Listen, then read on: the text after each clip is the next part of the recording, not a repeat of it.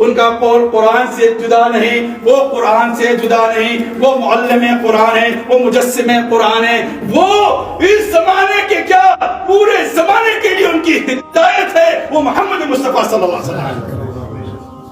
تو وہاں پر صدیق لقب پڑا ان کو، یہ مقام سرکار دو عالم صلی اللہ علیہ وسلم نے ان کو عطا کیا، یہ نام ان کو سرکار نے عطا کیا ہے۔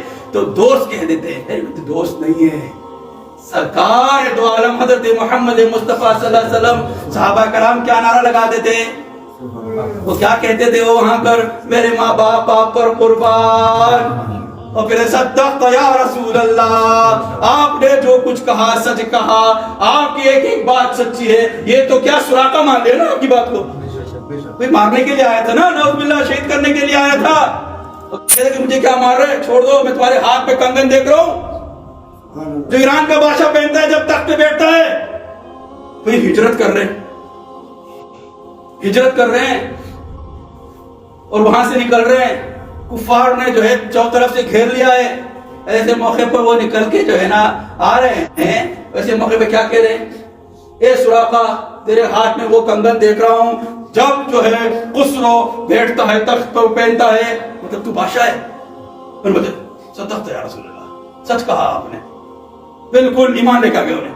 جب واپس چلے گیا، ابو سفیان پوچھتا ہے کیا ہوا بھائی، پکڑ لیے، بڑے شاطر تھے، بڑے تم تو بولے تھے میں یہ کر دوں گا، ہاں جی میں تو نزدیک تک چلے گیا تھا، تو پکڑ لیتے نا تو آپ کو انعام ملتا۔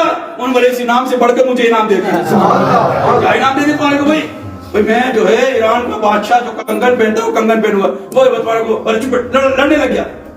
سراقہ کس سے لڑ رہا ہے؟ ابو سفیان سے، کہ نہیں جو کچھ سرکار نے فرمایا ہے یہ ہو کر رہے گا، یہ ہے معجزہ سرکار جو غیر بھی ماننے پہ مجبور ہو رہے ہیں۔ ہزار معجزوں میں یہ معجزہ سرکار کا، یہ ہے معجزہ والے رسول۔